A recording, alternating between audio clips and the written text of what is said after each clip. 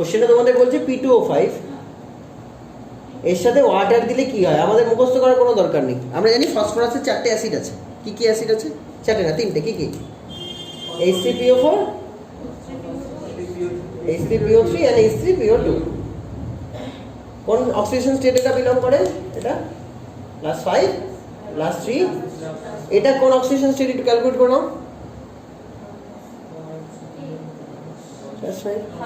Water কি oxidising agent না reducing agent? কিছুই না, ও তো ওয়াটার জাস্ট হাইড্রেশন করবে, জল ঢোকাবে। তাহলে +5 থেকে +5 নিয়ে যাবে। কি বোঝা গেছে কায়দাটা? কি মুখস্থ করবে? এখানে মুখস্থ করার কিছু নেই। এবার দেখো অপশন কি কি দিয়েছে আছে এর মধ্যে, নাকি এটা আবার হাইপো পাইরো কিছু করে দিয়েছে? অর্থ ফসফরিক অ্যাসিড। বোঝা গেছে? ওয়াটার তো কোনো এজেন্ট না, ওয়াটার নিউট্রাল। এ অক্সিডেশনও করবে না, রিডাকশনও, বাট ওয়াটারকে ইন্ট্রোডিউস করাবে। ঠিক আছে? আচ্ছা তোমাদের উল্টোটাও দেখে না, উল্টোটা দেখলে ভালো বুঝবে। দেখো HCPO4 আছে আমাদের কাছে, এর ডাইমার করবো, ডাইমার করে জল বের করে দেবো, মানে দুটো মিলিয়ে জল বের করে দেওয়া। এ দেখো POH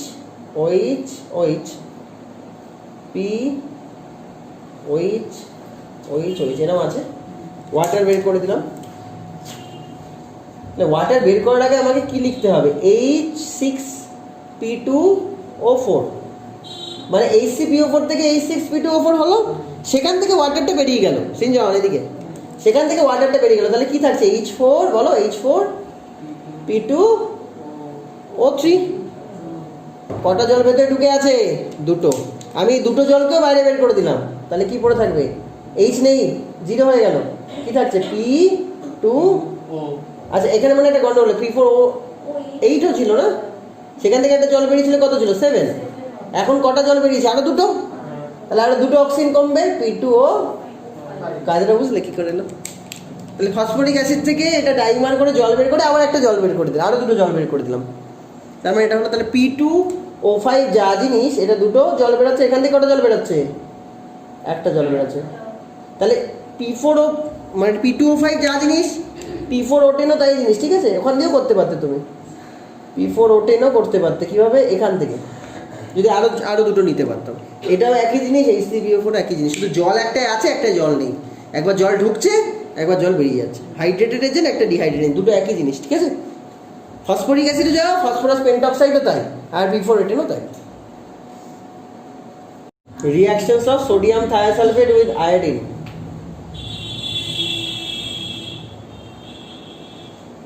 কেউ জানো ফর্মুলা সোডিয়াম থায়োসালফেটের? Na2S2O3 এর সাথে আয়োডিন। সালফার কোন অক্সিডেশন স্টেটে আছে একটু দেখো তো। এখান থেকে সালফার কোন অক্সিডেশন স্টেটে আছে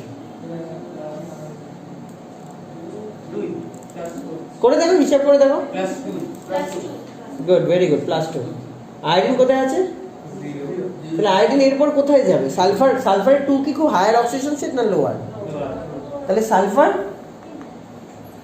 উপরে যাবে, এর থেকে উপরে উঠবে। এটা অক্সিডাইজিং এজেন্ট না, সালফার +6টা অক্সিডাইজিং এজেন্ট, +2 তাহলে অক্সিডাইজিং এজেন্ট না। তাহলে এ নিচে অক্সিডাইজড হবে, আয়োডিন ওকে অক্সিডাইজ করবে। তাহলে আয়োডিন নিচে নেমে যাবে। আয়োডিন নিচে কোন স্টেবল অক্সিডেশন স্টেট আছে? 0-র নিচে -1, মানে কি হয়ে যাবে? NaI হয়ে যাবে। NaI তাহলে -1, তাহলে 0 থেকে -1, তাহলে সালফারকে উপরে উঠতে হবে। সালফারের উপরে হচ্ছে টেট্রাথায়োনেট, এটা সোডিয়াম থায়োসালফেট, এরই ডাবল করে দাও, S4O6। Na2টা Na2ই থাকছে। এবার ব্যালেন্স করে দেখ, মানে এটা অক্সিডেশন স্টেট দেখো তো কত হয় সালফারের Na2S4O6 এ, হিসাব করে দেখো। 4x 2 6 × -2 = 0, কত হয়? হ্যাঁ, তাহলে x = 2.5। তাহলে বাড়লো তো? ব্যালেন্স করো, এটা কত ইউনিট বেড়েছে? হাফ ইউনিট বেড়েছে তো। তাহলে এখানে কত বসা উচিত? হাফ বসা উচিত হিসাব মতো। এটা কত ইউনিট করেছে? 1, এটা 1 বসা উচিত। তাহলে বোথ সাইড 2 দিয়ে মাল্টিপ্লাই করে দিই। তাহলে এটা কত বসা উচিত? 1, এটা 2। কথাটা বোঝা গেছে? দুটোই যেহেতু 2 2 করে আছে, তাহলে আমার এটা 1 2 বসালেই হয়ে যাবে। সালফার S2 হয়ে আছে, আয়োডিনও I2 হয়ে আছে, তাহলে রেশিওটা 2:1ই ঠিক আছে। তাহলে এখানে আমি 2 বসিয়ে দিলাম, এটা 1 থাকলো, এই 2 এটা 1 এর জন্য দুটো NaI তো, আর টোটাল 4টে এনে, তাহলে এখানে Na2S4O6 ব্যালেন্স হয়ে গেছে। তাহলে এই হচ্ছে প্রোডাক্ট, এটার নাম কি? 4টে সালফার থাকার জন্য এটাকে বলে সোডিয়াম টেট্রাথায়োনেট। ঠিক আছে, সোডিয়াম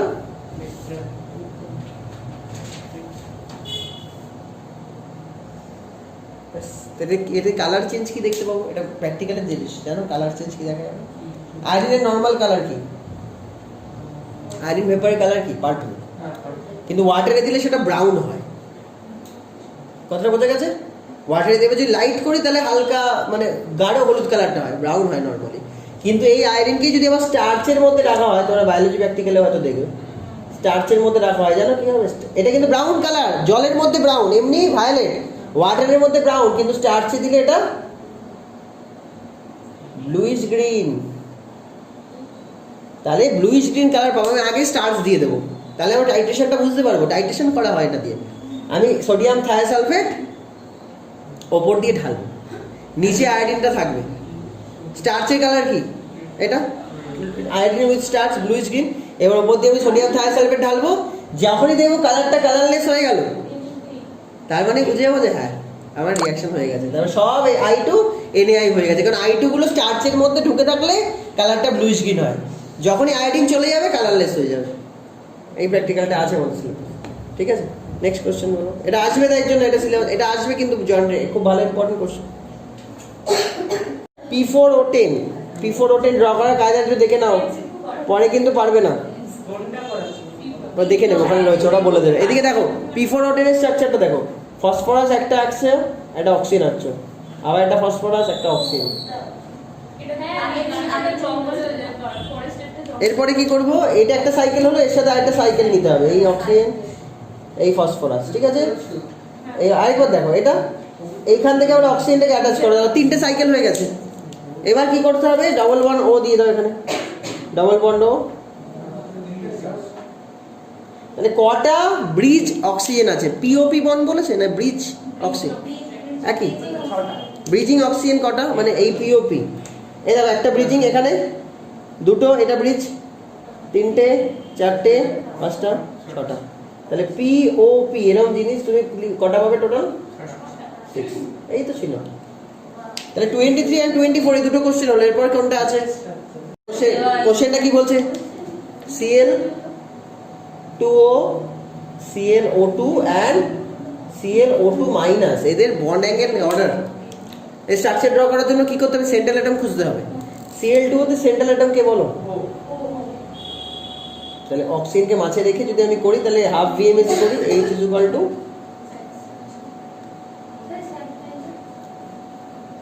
তাহলে হাফ VMSE যদি আমরা করি তাহলে কত আসছে? হাফ। অক্সিজেন সেন্ট্রাল অ্যাটম কত? ভ্যালেন্স ইলেকট্রন,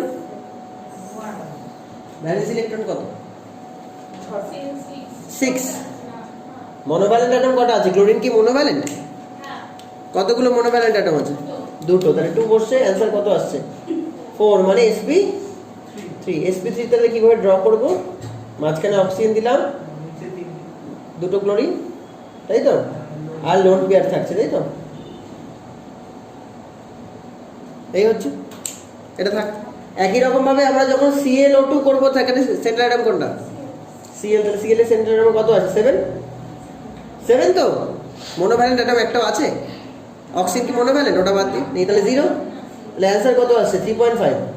3.5 মানে আমরা ওটাকে 4 ধরে নিয়ে sp3 লিখবো। ঠিক আছে, একটাতে একটা ইলেকট্রন কম বসবে। কি হবে তাহলে? এরকম Cl দিলাম, অক্সিজেন, অক্সিজেন 3.5 আছে তো, 2 চলে গেছে, আর 1.5 বাকি, 1.5 বাকি। একটা পেয়ার অফ ইলেকট্রন এরকম, আরেকটা এরকম আনপেয়ার্ড হয়ে থাকছে। আর অক্সিজেনের সাথে কি বন্ড দিতে হয়? ডাবল বন্ড, ব্যালেন্স কমপ্লিট করার জন্য। এবার হচ্ছে ClO2 মাইনাস। Cl এর জন্য কত? Cl central atom again anion আছে এখানে আমার একটা, দেখেছো? anion একটা আছে না? তাহলে এটার অ্যান্সার পুরো 4 আসছে, মানে sp3। তাহলে sp3 এর জন্য এটা কিরকম আসছে? Cl দিলাম সেন্টারে, ও এখানে কিন্তু লোন পেয়ার গুলো পুরোটাই হবে, কেন কি ইলেকট্রন তো 4ই এসছে, 4টি ইলেকট্রন পেয়ার, আর একটা ও এর সাথে কি মাইনাস।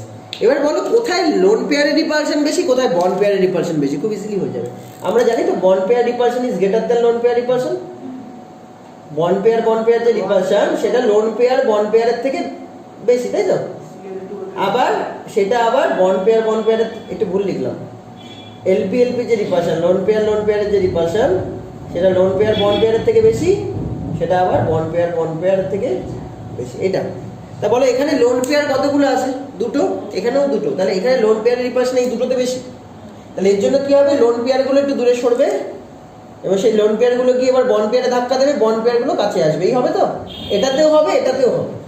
বলো তো কোথায় বেশি পরিমাণে এই বন্ডগুলো মানে বন্ড পেয়ারগুলো কাছে আসবে, এইটাতে না এটাতে? এরাও দুজনে লোন পেয়ার চাপ দিচ্ছে, এরাও দুজনে লোন পেয়ার চাপ দিচ্ছে, তাহলে এইখানে যে বন্ড পেয়ার সেটাও কাছে আসতে পারে, এই দুটো বন্ড পেয়ারও কাছে আসতে পারে। কোন বন্ড পেয়ার দুটো বেশি কাছে আসবে? খুব সহজভাবে বলা যায়, এইটা না এইটা, কোনটা ছোট হবে? ও বলছে এইটা, সুপ্রিয় বলছে এটা। বলো তোমরা বলো।